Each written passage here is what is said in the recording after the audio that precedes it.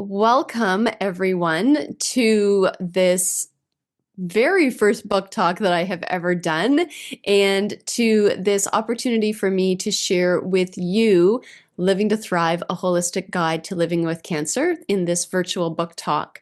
I'm so excited to give you this opportunity to hear more about the book, to learn more about me, and to learn about the why behind Living to Thrive, a holistic guide to living with cancer. I know a number of you in the space, and I'm so grateful to have you here. Thank you for your support and your interest. And if I don't know you personally, I would love to get to know you perhaps afterwards. We can have a little chat and get to know each other. Whatever it is your reason is for being here, you've landed here tonight to be part of this book talk, and I very much appreciate that. There's always something to learn in life. There's always lessons along the way, and this is a space where we can come together to talk about a topic that people are not always comfortable talking about, to talk about a topic that is a little bit sometimes taboo in society. But really, I think the more that we talk about cancer and the people who are thriving with cancer and ways that we can thrive with cancer, the more we can share with others that there is life with cancer. So just in case we don't know each other, I am Kathryn White, and I'm a stage 4 colon cancer thriver. And in fact, this month is the 10th anniversary of when my oncologist told me that I had stage 4 colon cancer, which was quite a shocker to us, but we figured it out, and I'm still here today, and I'm again excited to share this with you. I am a certified holistic cancer coach. I host the Living to Thrive with Cancer podcast, and I have a blog, and I work one-on-one with women who are living with cancer and also have a monthly membership. So if you are looking for support, there are lots of ways for you to get support. All we have to do is have a little chat about that.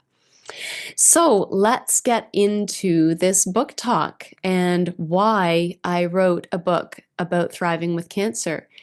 So I wanted to open with a quote from the book, from chapter 6. It's called "The Scars We Carry." And it goes like this: "When I look at my scars, they are my daily reminder that I have work to do, and it is the best work of my life, taking care of myself." I never wanted to be in this position. And if I take it back even a little bit farther, I never actually wanted to be a teacher. I was a public school teacher prior to my diagnosis, but that was never something that was on my radar. The truth is that I had 1 year emotionally and financially left in me to finish my post-secondary education. I had a Bachelor of Arts in History and in English, both of which are my passions, but I wasn't really sure what I was going to do with that next. So I decided to apply to Teachers College. And that decision put me on a path that I didn't even know was available to me. During my teaching placements, I discovered that I actually liked teaching, and that I maybe with some mentoring and some practice, I might actually be half decent as a teacher. Well, that was back in 1994. If we fast forward to 2014, when I was about to take a 6-month leave of absence from work, I was taking a sabbatical from teaching to actually rest and reset from my very full career and my life as a mom. So what came next was not part of the plan, or maybe it was part of the plan. Instead of resting and resetting by lying around and reading books or traveling or doing whatever I wanted to, I spent all of 2015 doing surgeries and chemotherapy. Maybe this was the forced rest that the universe was sending me, telling me it was time for me to sit down and take a breath, and my body certainly decided that it was going to give me a little shakeup. So very early on in the diagnosis, I decided that I was not going to go back to teaching. So I quit teaching, and I cashed out my pension and decided that I was going to use parts of it to live, to just enjoy life as I was moving through the post-treatment healing process. The thing was, though, is that I didn't really know what to do with myself anymore because I had been a teacher for 20 years. So that was my whole identity. I didn't know how to not be a teacher. So I had to try and figure that out. And what I ended up doing was spending all of 2016 wandering around my house, not knowing who I was anymore, uncertain of what I was supposed to do. They told me after I rang the bell in the chemo unit to go back out and live my life, and I didn't know what that meant. It had no understanding in my brain because I didn't know who I was anymore, and I didn't know what I was supposed to be doing. All I knew was this was a new version of me that I had no experience with, and I was going to have to figure it out. So at the suggestion of a friend, I enrolled in a culinary nutrition training program to explore the power of food for healing. And I was completely blown away by what I learned. And I realized that this was going to be a key part of my healing process. So this was the first step for me into a different type of teaching myself how to change old habits and to bring in new habits around food. And this was a space that I didn't even know was available to me because I didn't know that food made a difference. And what I also learned in that program was that I could teach other people how to eat healthy. And so I started to teach women in my community how to cook healthy meals and about nutrition. And that was so fun. It was wonderful. Ladies would come in and I would prepare all these dishes for them, usually on a theme of some sort. And we would talk about food and we would talk about other things that were important to us. And then we would sit together and eat a meal. And it was just so fun. And it became this monthly thing that I did in order to keep myself busy, but also to share this newfound passion of mine around food.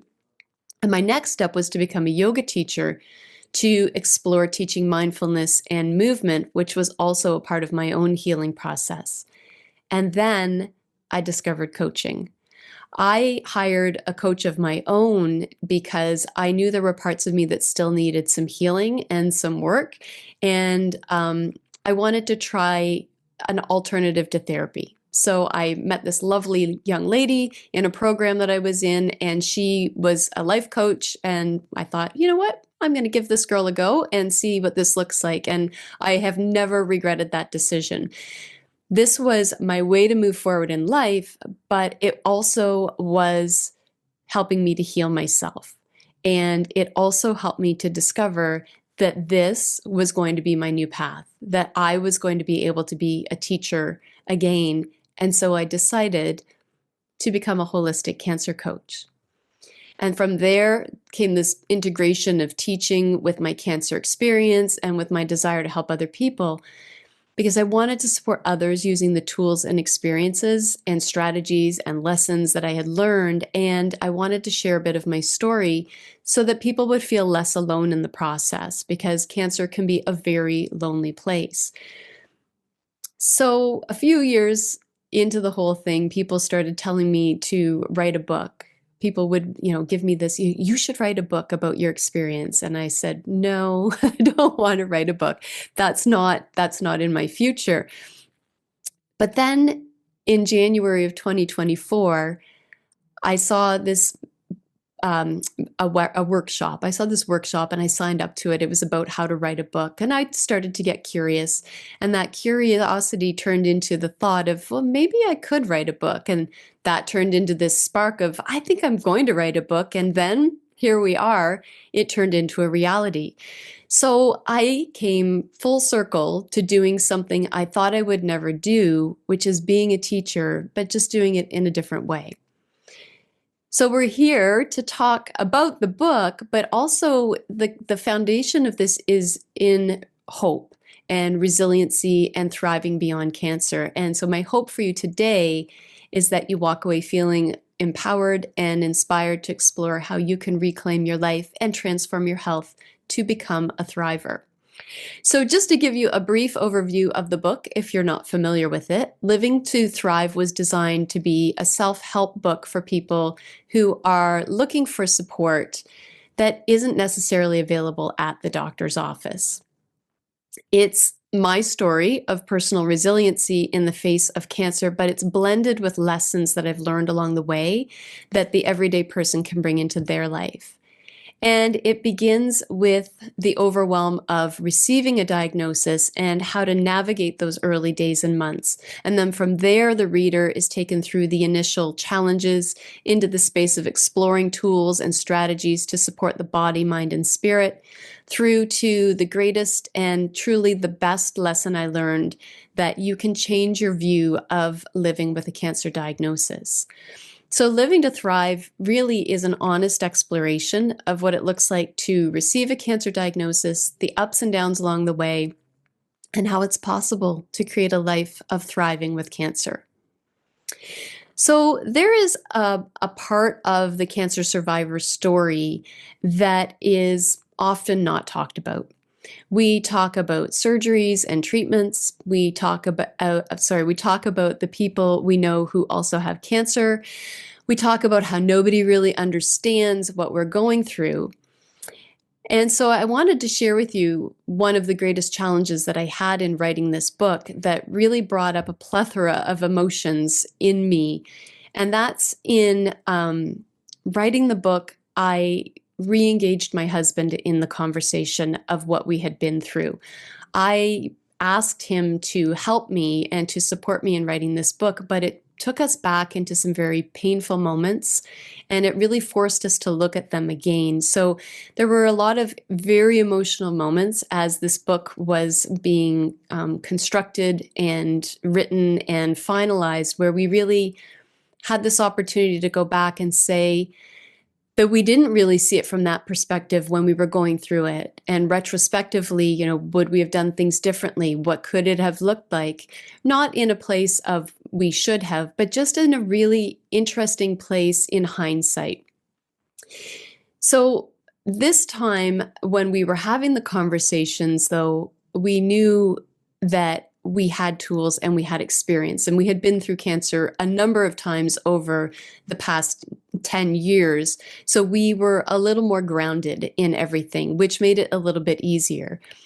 But one of the more challenging pieces that I decided to do in writing the book was to ask my sons to write me letters about their experience as teenagers with a mom with cancer. And I did not expect what I got from them. They were very honest. They did not hold back. They were writing from an adult perspective, looking back on being teenagers, but I think there was a lot of truth. I know there was a lot of truth in what they shared. And it really opened a Pandora's box of thoughts and emotions for all of us. And it really allowed us to step into having some raw and honest conversations that I know have allowed us to heal as a family. And I do share this in the book, the chapter about the family in the book. We didn't talk a lot about the impact on the family at the time. We were just surviving. And what I know also is that as a society, what isn't talked a lot about is the impact on the family and the caregiver. And that really resonated with me when I was writing the book, because these were my people. This was the family that we had created together. And we didn't, as I said, like in the moment, know exactly how much it was going to impact us, because we were just getting by. We were literally just surviving day to day. So I actually wanted to share with you a piece from the book that is related to the family. So this is from chapter 5, The Family, Navigating Uncertainty. A quote from my husband: "Care isn't only the physical and day-to-day tasks. Care also extends to protecting the emotions of the patient, not just their daily needs. It's deep care." I must be honest with you. I have been avoiding writing this chapter. Every time I told myself it was time to sit down and start it, I would find something else to do. My go-to emotional response when I am feeling overwhelmed or stressed is the flight response. I want to escape, and in doing so, I avoid what is making me uncomfortable. Because I did not like how I was feeling, I kept putting this chapter off. until now. Of all the things that I've experienced since my diagnosis, being a wife and mom with cancer has been the most difficult. I can muster the courage for blood work and tests, for surgeries and chemotherapy, but the pain in my heart as I watched and continue to watch my husband and sons navigate my health story is, without a doubt, the most difficult thing I've ever done. I have experienced the thoughts that it is me who has created a wound in each of them, that I have damaged our family, and that I took away joy and normal in our life and replaced it with sadness and pain. I know those are my own thoughts and that they aren't completely true, but they are real to me, and I need to acknowledge that as part of my healing. Perhaps you have had those thoughts too. When our boys were little, we would joke about how there is no guide to raising kids. A lot of books, but no specific guide. Our two boys are so different from each other and therefore required different parenting styles. Throw cancer into the mix and it got even more complex. Every family is unique. Every child is unique. Every cancer story is unique.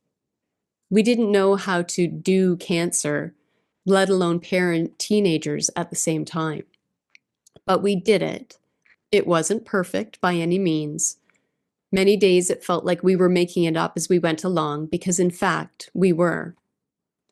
In all of this, my husband John was trying to hold down the fort. He stepped into the role of caregiver without hesitation as I became focused on what he called my one and only job, and that was to focus on living. We didn't know the statistics of the diagnosis because we chose not to, but we knew it wasn't good. On the contrary, we chose to focus on the healing, and I focused on myself as best as I could. In doing so, John carried all the burden of everything else. Aside from the medical side of life, of which he was completely a part, appointments, tests, surgeries, treatments, etc., John kept the house and our sons moving forward while still going to work at a job that would take him away from home for several days at a time. This was no small feat, and I admit that I continue to carry the guilt around that burden which he carried, and around my inability to be the mom and wife that I wanted to be. It's a big part of our story as a family, living with a cancer diagnosis and trying to navigate all of this.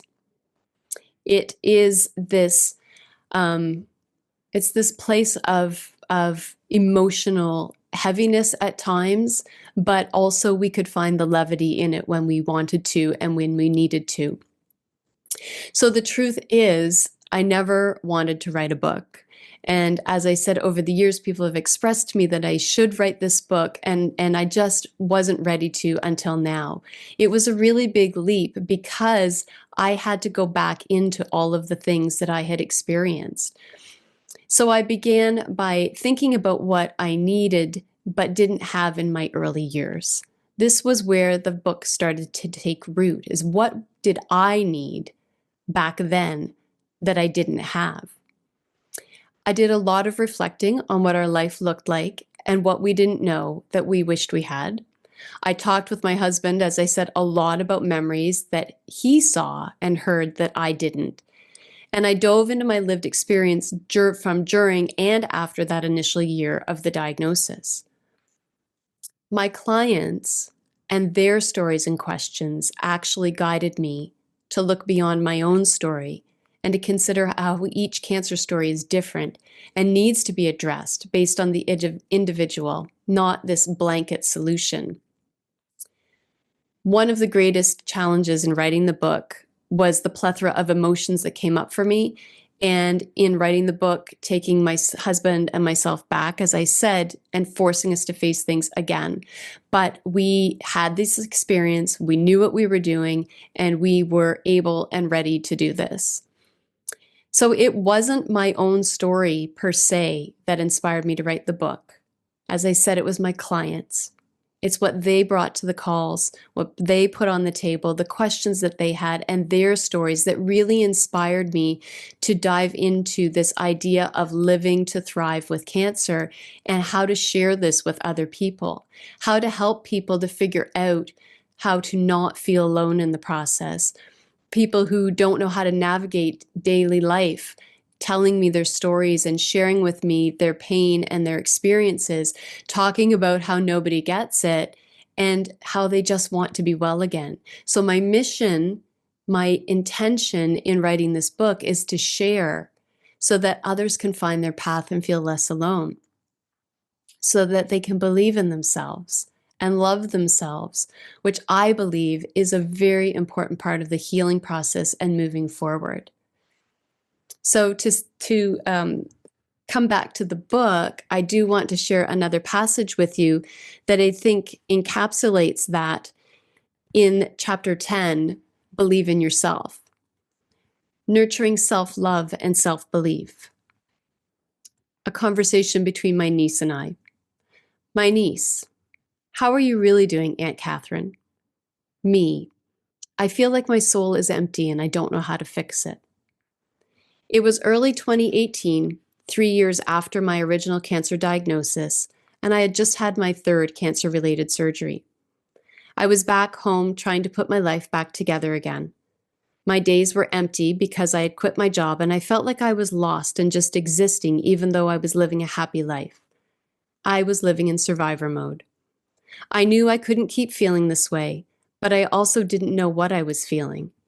It was like there was this gray filter over my life, like the kind you add to a picture, only the not the bright cheery type. It dimmed everything, leaving me feeling empty and like something was missing. I knew there had to be more to life after cancer than this. I wanted to feel whole again and stop feeling stuck. My niece came over for tea one day, and as we sat in the living room talking, she asked me how I was doing. I told her I felt like something was missing, that my soul felt empty. She suggested that I take yoga teacher training. I told her I wasn't interested in becoming a yoga teacher, but she insisted that this may be just the way to help me reconnect to myself. Having nothing to lose, I signed up. It was the best and most timely decision I could have made. Just a few months into training, they found a metastasis in my right lung. The weekend before graduation from my training program, I had my fourth cancer-related surgery. This time was different from previous surgeries.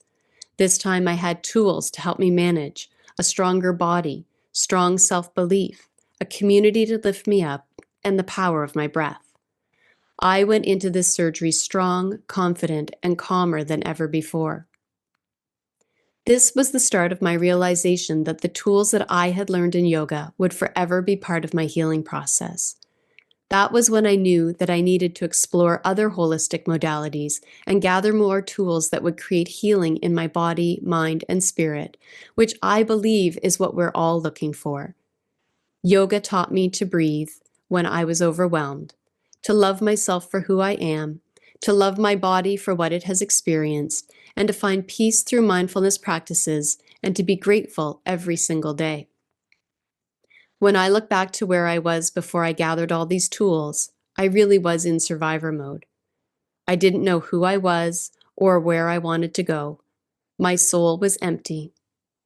Now I could see that I was capable of moving from just surviving into thriving in my life. No longer were external circumstances controlling my life, where it felt like things were happening to me. This was the beginning of the internal growth that led me to want to not just support myself, but support other people living with cancer. This was the first step into becoming a holistic cancer coach and into the life of wholly and completely thriving. So I have learned a lot of lessons over the past 10 years, and I have shared them in Living to Thrive. They are sprinkled throughout the book, and I just wanted to share a few of them with you before we get to an opportunity to talk with each other and to talk about the book. So these are just some of my Thriver thoughts. Everyone's cancer story will be different. Asking for help is a superpower. Say yes to fun and live right now. There is no shame in having scars. Words have an impact. Lifestyle changes matter for your body. Mindset makes a difference. And self-love and self-belief are important. So I'm going to, first of all, thank you for listening and for allowing me to share those parts of the book with you. And what I would love to do is open the floor up to you if you have questions. I just see something in the chat. Doctors definitely don't tell you what your book teaches us. Yeah, thank you for saying that, Marla, and it's true. Like, really, there's so much that happens in the medical world, and I've learned to sort of embrace this, that they've got their role and they can only do so much. But there's a lot of pieces that I really think when we talk about care and care that's available to patients and post-treatment care, that there's pieces that are missing and that are really just the real everyday aspects of life with cancer. I want to say there's no book about it, but there is a book about it now, and there's so many books available that talk about it, but the truth of the matter is it's a very individual story. Everybody's process is different.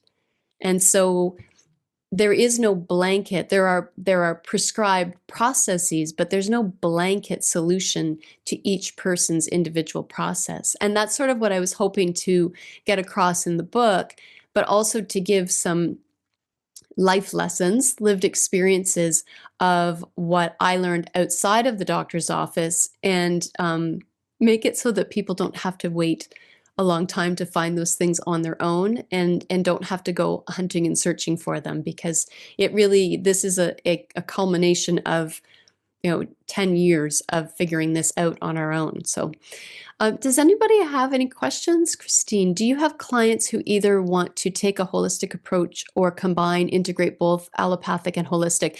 I love this question. So I was just having this conversation with someone today about how there is a place for holistic medicine and for conventional medicine, and everybody is going to have to choose the path that feels right for them.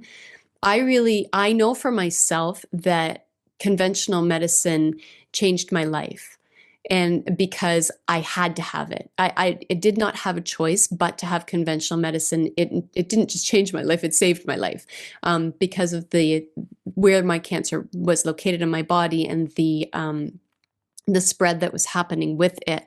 So I wish that I had known more about holistic when I was first going through the process. And that's part of it, is trying to get people to understand, to share with people that sometimes you have to say yes to the conventional. And I am always in favor of that if that is a required option.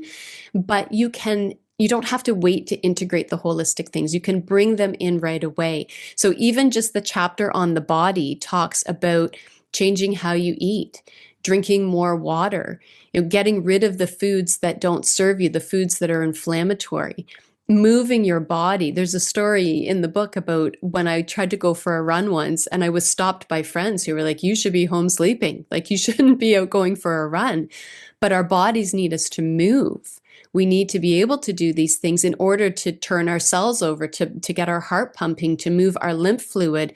There's so many things that can happen that are good when we take care of our bodies that aren't necessarily discussed with us. Sleep. Rest when you're tired, get sleep. That's where healing happens. But at the same time, use energy when you have it. Other things in the book talk about self-love and self-care. And I know that is not necessarily a tangible holistic practice like Reiki or massage or acupuncture, or even things like mistletoe therapy or high dose vitamin C therapy. Those holistic treatments that are available, our bodies can use those also. They're just not really talked about in the conventional medicine world. So the intention is to bring awareness to that ability to combine both of them. if you choose to. And some people choose holistic completely and don't require conventional. And again, like that's just such a personal choice. But the book is meant to bring awareness to the possibility of choice and education and awareness around things. So thanks for asking that, Christine. It's a great question, and it comes up a lot when people want to know, well, did I do conventional medicine? And yes, I did, but now I'm very much into the holistic healing part of it. Sarah is asking or saying, love that you have addressed the identity issue and how things change when we have new roles in life. Yeah, it's, I say often, and I don't know if it makes people uncomfortable or not, but I'm very comfortable with it, that cancer changed my life for the better. I was on, I feel like a self-destructive path, just moving through life and not eating well and exercising for the sake of more competitive running with my husband than actually caring for myself. And so when I was forced to sit down and take a rest and then change my trajectory in life, change my path, I had to really figure out, who am I now? It became an identity issue because I identified as being a teacher. I identified as being a teacher and a mom. And what I share in the book is like, we actually need to love ourselves first. We need to put ourselves at the top of the list, and our identity needs to be more than who we are for other people. Whether you have cancer or not, your identity is who you are as a person. And sometimes somewhere along the way, we lose that, but we can get it back and we can shift gears. And I know, there are people that are in this space who have made life decisions to try new things and branch out into new businesses and do things that are exciting for them, that are maybe unconventional, or that people are like, I don't understand why you're doing that. Like, why would you leave a really good teaching job, Kathryn? Why would you not, stay the course and get the pension and do the things? Because that wasn't my path anymore. And that maybe for some of you also, that's not your path anymore. Whatever it is that you're doing, it's an opportunity to really make changes and find a new version of you, which can be very exciting. The problem is that we're often afraid of change. We're often afraid to try new things because change is uncomfortable. Change is scary because we have to try things that aren't in our comfort zone, or we have to shed the things that we've gotten very comfortable with and let them go. Heather said, I was healthy before my diagnosis. It was hard to get out of worry mode because I feel a bit tricked by my body, thinking I was fine, but I really wasn't. It's hard to shake the worry of what is next. Oh, Heather, this is such a great conversation piece because it's so true. It's this whole idea of, some people say that they feel that their body turned on them, or that they feel disconnected from their body because like it has failed them, or it has let them down. And I'm wondering maybe if what you're saying in there is that you had symptoms that your body was hiding, or that were masked by other things. And so, yeah, how can a perfectly healthy person literally one day be going to work or being mom or doing whatever it is that you do, and then the next day all of a sudden everything is about this cancer diagnosis? So the body is designed to heal. And I can't help but wonder, and this is just my own opinion, that when our body is ready, it will give us these signs that are going to bring us to a place where we have to change. Because if we don't change, then things just stay the same and things aren't going to get better. And this idea of what is next is, and you can certainly correct me if I'm wrong, is in the foundation of, can I trust my body? It has deceived me, it has tricked me, it has fooled me, it has masked this once before. So how do I continue, or how do I get into a place of trusting my body and not worrying about what might come next? And that's really big work. That's okay. So I'm on the right track. Fantastic. That's really big work to to not just make the, I don't want to negate them. Like they're not just surface changes of, oh, I'm going to start exercising, drinking more water and eating better food. But there's like deep inner body work changes that require self-love and self-belief. And uh, I have only come to that really deep inner work in the last few years. And I've had to work really hard on this idea of, is there going to be a something else? And when is that something else? And what's going to happen? And again, perhaps you're referring to things like tests, like having CT scans or blood work or MRIs, things that show us what we can't see. And we have to somehow trust that our body is okay. But the emotional, the mindset game of, but is it really? And how am I going to know? And then just waiting for that phone call or that appointment to confirm either our greatest fear, or if you're in that belief of I'm okay. It's a really complex process to shake, as you said, that worry of what is next. But I want to offer, Heather, that it is possible. There is a way to do it. And it is from a place of love, and is from a place of patience, and really being gentle with yourself, and going through the mindset pieces and really exploring not the why I got cancer, but the what am I going to do with this? It is very difficult. It is very, very difficult work. But when you can start to learn how to shift your mindset around this, and that's the whole thing about the being a thriver. I don't have a problem with the word survivor. It's not that I have a problem with it. It's just, for me, survivor feels like you're just still always in that place of waiting and hoping that nothing is wrong. Whereas thriving is embracing, like right now. Like thriving is, even if you're in the middle of treatments or the medical process, or you're post-cancer and you're just like still in that place of what just happened and you're trying to move forward, thriving is literally what you do every single day. And for some people, some days it's just getting out of bed. That's thriving. That is the best I've got today, and that's what I'm going to do.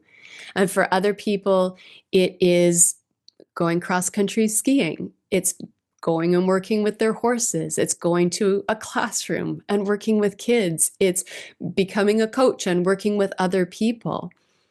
So I see that you love the idea of thriving. Yeah, it's the mind shift that my doctor gave me, that I write about in chapter 11. This idea of living with cancer was the game changer, because I didn't feel as much on the roller coaster. Admittedly, I was a little annoyed with her. I was like, how can you tell me that there's this life of living with cancer? I was a little bit annoyed. I was like, really? Because you're not in my shoes. But when I gave her that space to explain it and to talk about being able to not be on this pitch and roll of, okay, oh, I've got a scan, and okay, I'm okay again, and oh my gosh, there's something else, then when it calms everything down, it just feels so much better, and it is easier.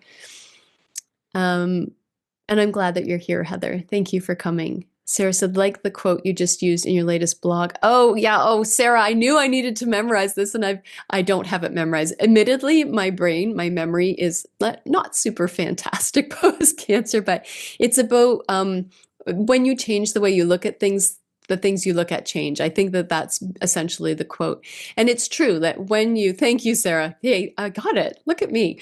When you change how you look at things, the things will change. And it's about the optics that we have of things, and it's about the preconceived notions that we have of things, and how we can decide to stay the same, decide to see something the way that it is, or we could decide to see it differently. I was speaking with a client today about going outside and into nature, and I was talking about the color of leaves. We look at leaves and we say, oh, those are pretty green leaves. But when you get up close, you could say, oh, those are pretty green leaves that are light green and dark green and like a forest green and kind of a lime green. And there's all these different greens inside of the leaf that from a distance just looks like a leaf. But when you get up close and you get curious and you start to sort of question what you thought was just the leaf, it turns into this beautiful palette of a variety of colors. And life is kind of like that too, when we stand back and we say, but I've always done it this way, or I've always thought of it this way, or, I can't change because that's just how I do things. We are keeping ourselves from opening up to new possibilities and this opportunity to look at life differently. So I don't know if any of you saw on a post, a live that I did 2 weeks ago almost, about my recent CT scan, that this was the one that I went into the most calm and the most grounded and really like believing that everything was going to be okay. I had no anxiety. My brain tried to take me back there. It's like, remember when you're supposed to be afraid of CT scans? Remember when they're supposed to upset you? And I wouldn't allow that to happen because I have learned through patience and time and practice and journaling and coaching and all of the things how to change the mindset around that. And it really, that is the thriving part, is to find these tools and to live in a different way.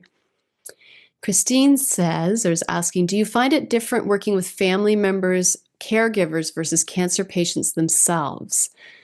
How do you navigate coaching a family through the process? I love this question so much, Christine, because I have clients in Florida who are sharing their coaching time. So one spouse comes to one call, and then one spouse comes to the other call, and then they have come to the call together. It's been really a beautiful learning experience for me because my only experience is as the patient. And I only know what my husband has told me about being the caregiver. So it's really interesting to coach the caregiver. And then the next week to coach the patient, because they have the stories are sometimes similar, but it's their own perspectives on it. And my role as the coach is just to sit back and hold that space for them to say what they need to say. It's not about me giving opinions. It's about just allowing them to sort of come to the conclusions and work through the thoughts on their own. So it is different working strictly with a patient, with the person who's going through the process, but the caregiver is going through the process also. And it's really opened my eyes to the weight that the caregiver carries. They really carry a lot that I'm not ashamed to say, but I'm humbled perhaps to say I had no idea. Like, I knew my husband was busy and I knew he was keeping it all together and making everything happen, but I had no idea how much he actually was. So it's the coaching of the two people together is maintaining their privacy. So I have to be very mindful of, when the patient is on the call, not sharing what the caregiver has said and vice versa, but sort of weaving in nuggets of, like, we had a whole conversation around date night and talked about, well, maybe, you've said before, you're the planner in the family. So maybe you could do some planning and surprise your partner with, a little Friday night out. Well, I know that you're very tired and there's a lot going on, but maybe, you could arrange for something inside of the house, some little magical moment inside of the house, just to keep them connected and to build this, build on their strengths and what they love. It's a really fascinating process. And I love them so much because they're just both so brave and vulnerable and you know what, they just love each other so much and they want the best for each other. And it just comes through in every single call. Marla, superhero. Oh, Marla, I'm not a superhero. Scanxiety is a very real thing. It is a very real thing. And inside of the book, there are some tools for managing stress and for managing anxiety. And it's without tools, it feels like you stay in the loop of oh, here we go again. And I can say that because we were in the loop. We had the scanxiety together, my husband and I, and we didn't recognize that we were having it until just a few years ago. And then when we labeled it, we were able to understand why both of us were behaving in the way that we were. And it was because our true personalities were coming out. I would get all reclusive and distant, and he would get all very attentive and wanting to help, because we just wanted to fix what we didn't even know was a problem. And then when we were able to name it, it was like, oh, that's what's happening. We're both a little round up here. So now we can name it, and we can talk about how we're feeling, and we can talk about why we don't need to feel that way anymore. And listen, I'm not going to pretend I know that I am 10 years out, and that that's a very different place than people who are new in the process. And that's what I was saying when I was reading to you, like the clients that I work with are very humbling, and they remind me directly or indirectly of what it's like to be there those years ago, all those years ago, and what those initial processes look like. And so it is good for me to remember that, and I think good for me to be able to share with you that I remember what that looked like, but I also know that there is more available. And so I hope that through the book, you are able to, if you haven't read it yet, I hope that you will. And if you have read it, I hope that you have enjoyed it. And I am very grateful for any reviews on it or any feedback on it, because it's very near and dear to my heart. I never thought that I would write a book. Who knew that I was going to write a book?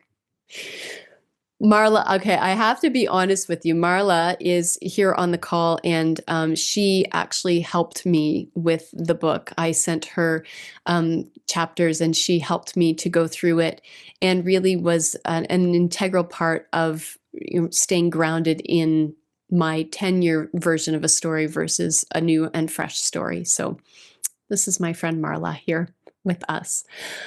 All right. Are there any other questions? Anything that you would like to discuss? These have just been really great questions, and I hope that the answers I have provided for you have been helpful. I want to say something. Please, Marla. For everybody that's listening, I started off as a client of Kathryn. She was my holistic cancer coach, and I did my 12 sessions. From the first time we met in our little meet and greet, I connected with her.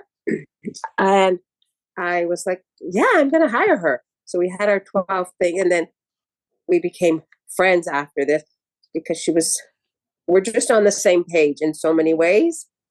And so I highly recommend, if you need assistance, help, anything, you hire her, you read her book. It has nothing to do with me editing the book, absolutely nothing. She did all that she wrote this book, and it's very helpful. And if you need it or somebody else needs it, pass it along, buy it, give it to them. It was very helpful. Thank you, Marla.